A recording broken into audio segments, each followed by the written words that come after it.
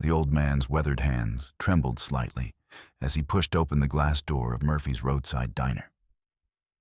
At 71, John Marlow still carried himself like the soldier he'd been for most of his life. But the weight of decades pressed down on his shoulders like an invisible pack. The bronze star and purple heart pinned to his faded army jacket caught the fluorescent light as he stepped inside, scanning the room with eyes that had seen too much. The conversation died instantly. 12 pairs of eyes turned toward him, measuring, judging. The smell of grease and coffee hung heavy in the air, mixing with something else John recognized immediately. Hostility. "Great, look what walked in," muttered a voice from the corner booth. John ignored it, approaching the counter with the steady gait of a man who'd learned long ago that showing weakness was a luxury he couldn't afford. The waitress, a tired-looking woman in her 50s with graying roots, offered him a hesitant smile. "Coffee?" she asked. "Black," John replied, his voice gravel-rough from years of barking orders and breathing dust. The group at the corner booth, 5 young men in their 20s, all attitude and bravado, had been watching him since he entered. Their leader, a skinny kid with a chain hanging from his jeans and tattoos crawling up his neck, stood up slowly. "Hey, old man," the kid called out. "Aren't you a little old to be playing dress-up?" John's jaw tightened, but he didn't turn around. He'd heard it all before. "Those real medals? Or did you buy them at a pawn shop?" Another voice joined in, followed by snickers. The waitress set down his coffee with shaking hands. "Just ignore them," she whispered. But the kid with the chain wasn't finished. He sauntered over, his friends following like a pack of hyenas. "I asked you a question, old-timer. Where'd you serve? Vietnam? Iraq? Killing innocent people for Uncle Sam?" John's knuckles went white around his coffee mug. 43 years since he'd come home from Vietnam. 32 years since he'd returned from his second tour in Iraq. The names, the faces, the sounds, they never left him. "You hear me talking to you?" The kid leaned closer, his breath reeking of cigarettes and cheap beer. "My generation knows what you people really did over there. Baby killers, all of you." The diner went dead silent.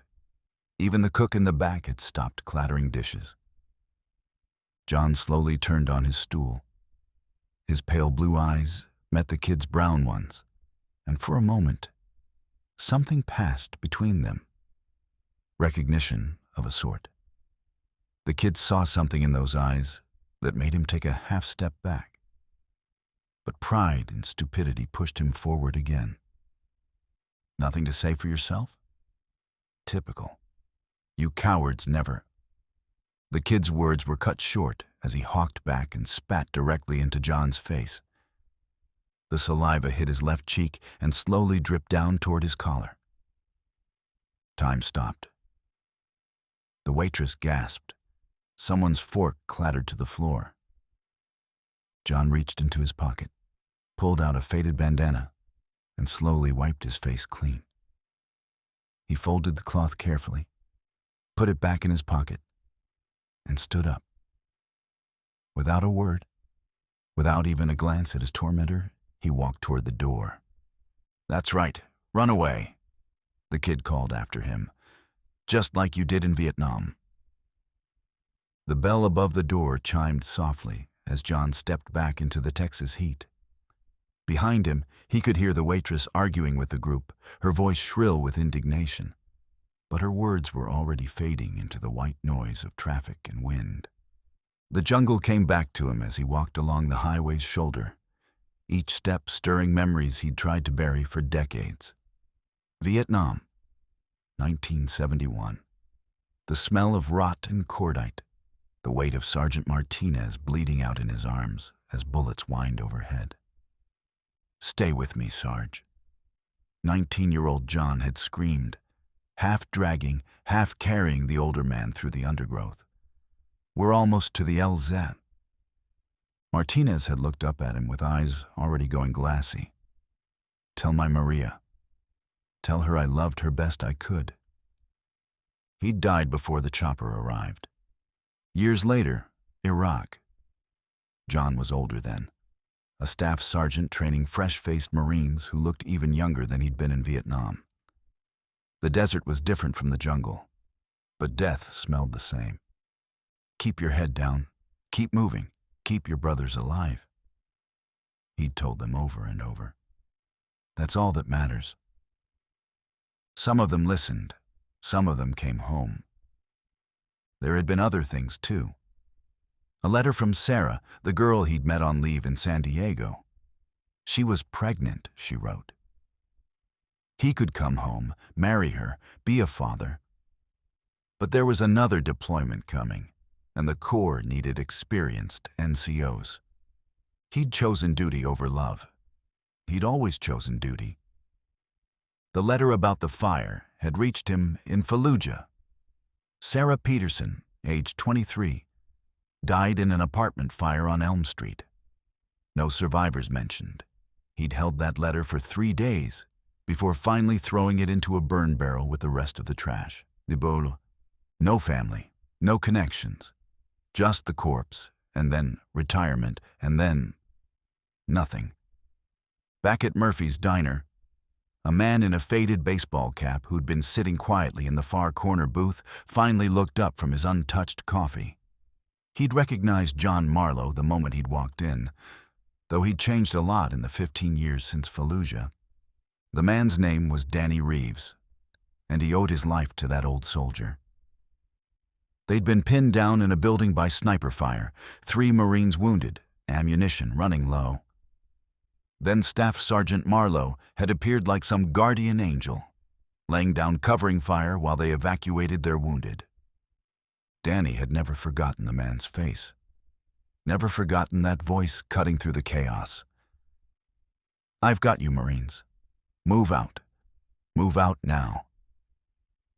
He'd tried to find John after the war, to thank him properly. But the man had simply vanished into the bureaucratic maze of the VA system. And now, here he was, getting humiliated by a bunch of punk kids who didn't know the first thing about sacrifice. Danny slid out of his booth and walked to his pickup truck parked outside. He pulled out his phone and opened an encrypted messaging app he hadn't used in years. His fingers moved quickly over the screen. Red 42 requesting immediate support. Location: Murphy's Diner, Highway 287, mile marker 43. Status: Priority Alpha. The response came back within seconds. Acknowledged. ETA 20 minutes. Danny looked down the highway where John had disappeared, a small figure growing smaller in the heat shimmer. He hoped 20 minutes wouldn't be too late.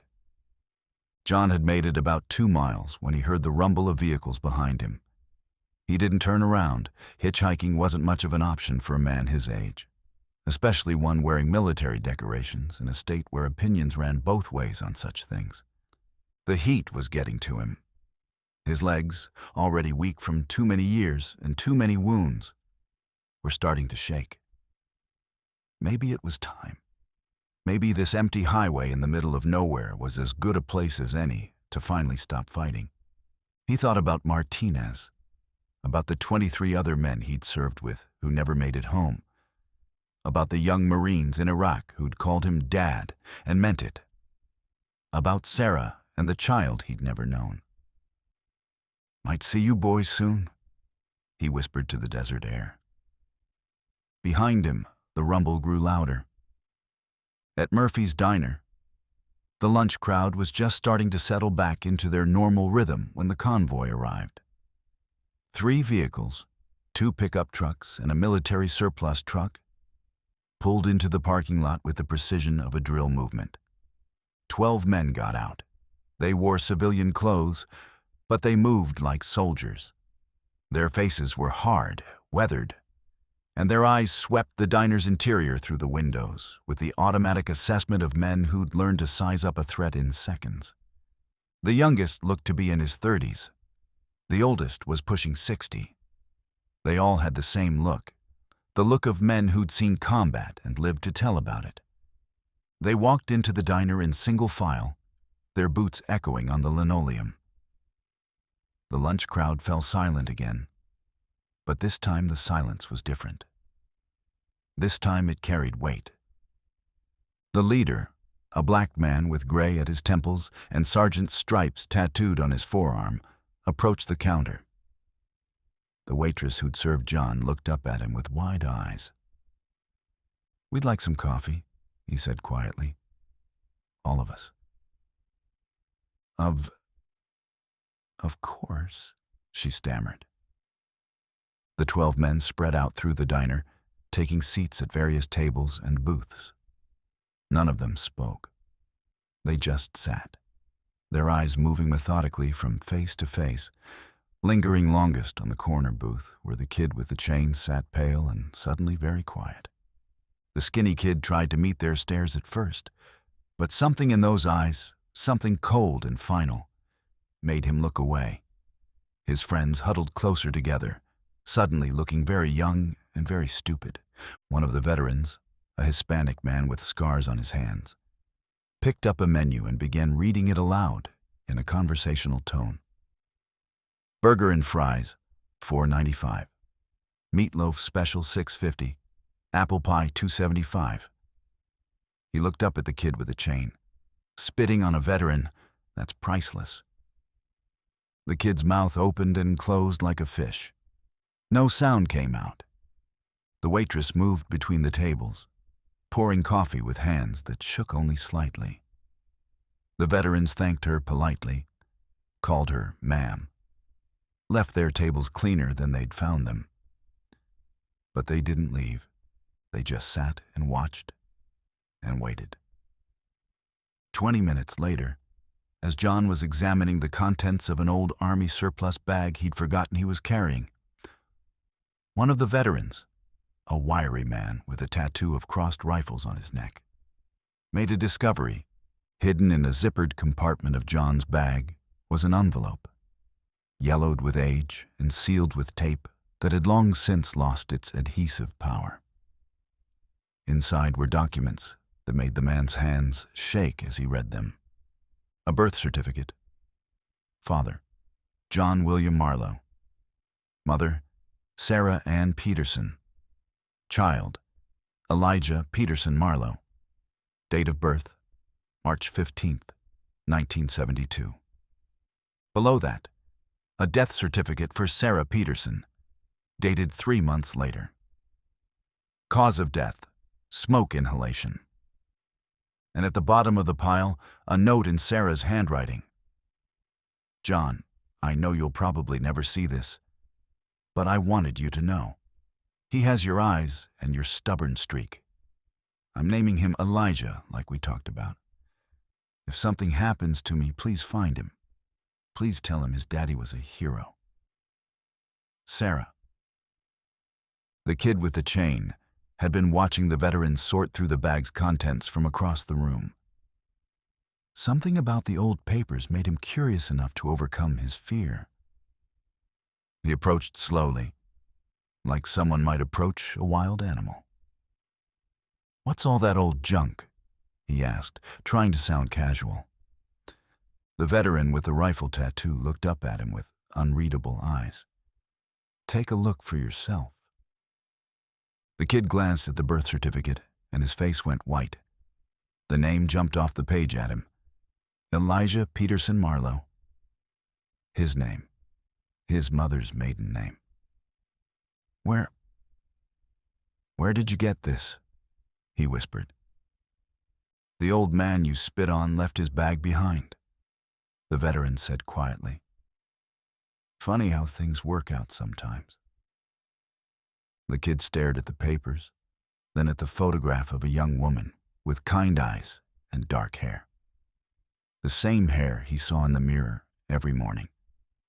The same eyes that looked back at him from old family photos.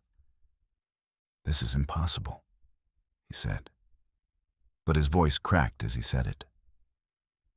DNA test would settle it pretty quick, another veteran observed.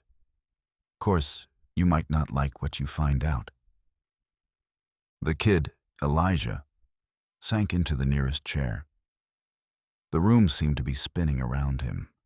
All those times his grandmother had told him his father was dead, killed in some war she wouldn't talk about.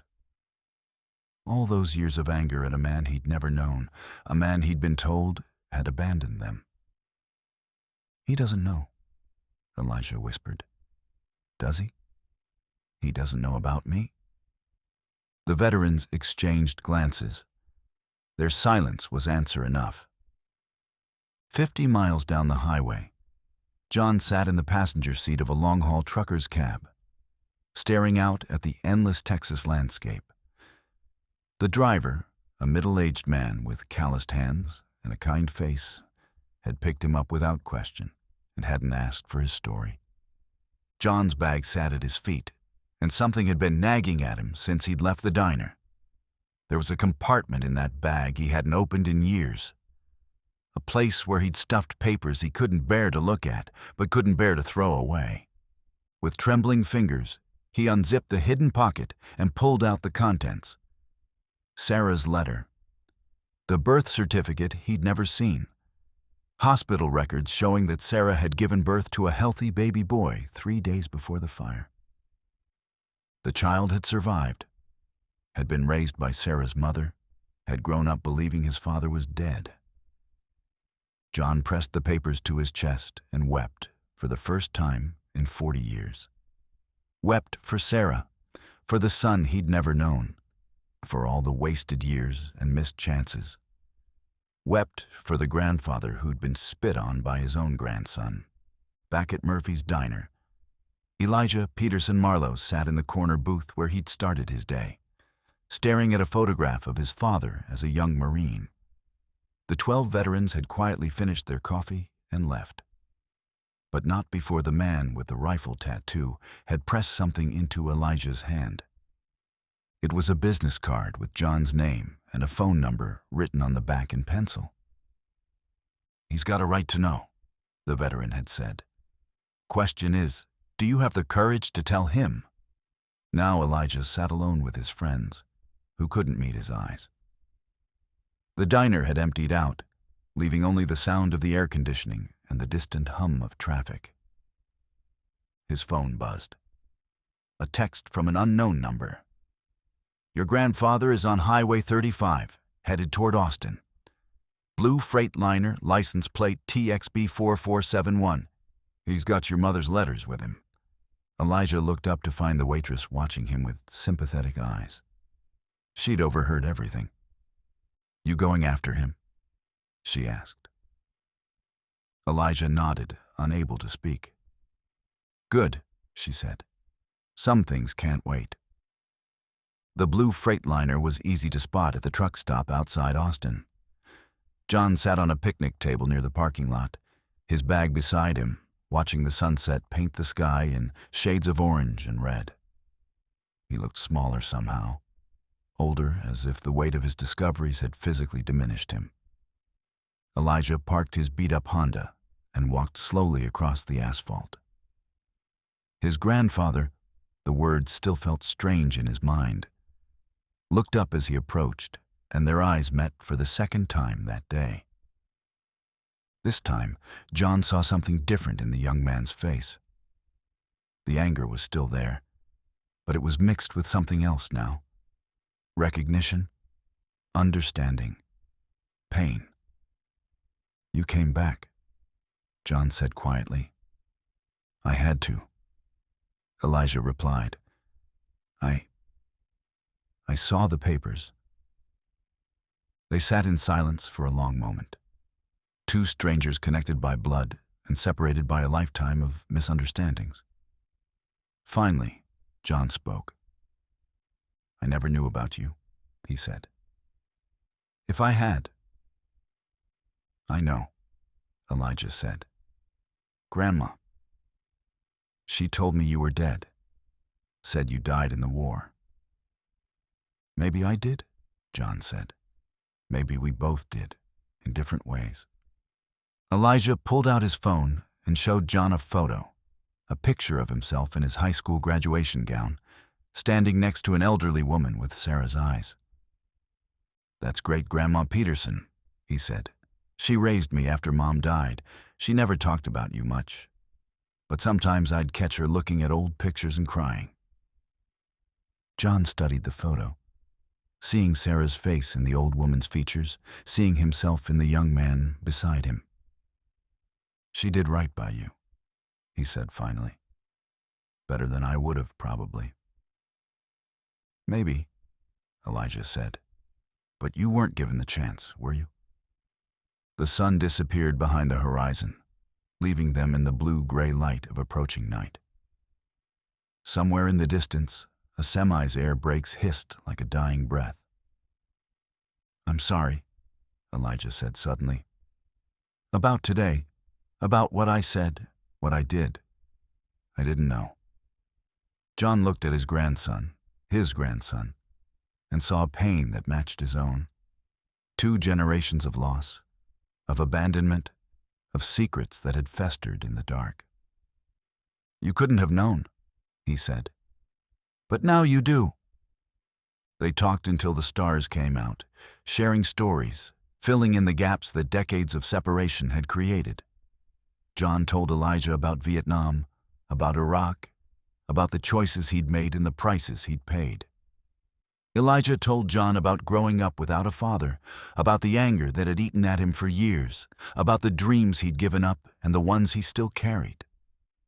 As the night wore on, they discovered they had more in common than just blood.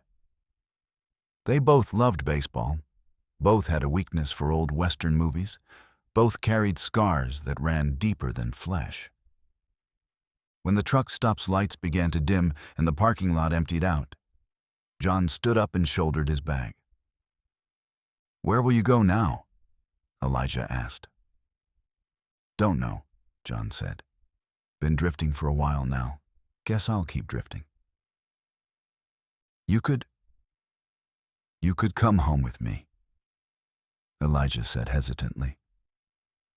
"It's not much, just a trailer outside San Antonio. But there's room."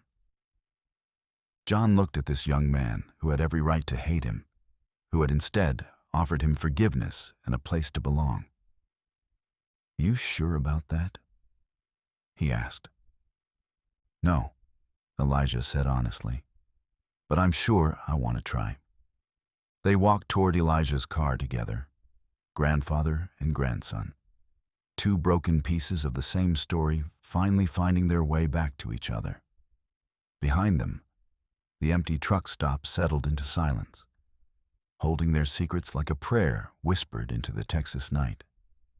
As they drove away, neither of them spoke about the irony of their meeting, about the chain of events that had brought them together through anger and pain, and the kindness of strangers.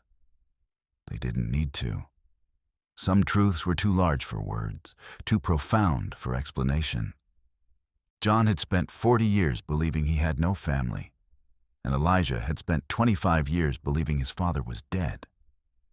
In the end, it took a moment of cruelty to reveal a lifetime of love that had been waiting in the shadows, patient as the stars, certain as the turning of the earth. The spit that had driven them apart had also brought them together. And sometimes that's how grace works.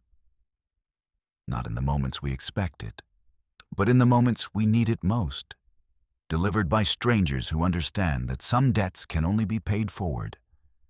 Some wounds can only be healed by other wounded souls who refuse to let their brothers walk alone into the dark. The old man wept in the passenger seat as his grandson drove them home.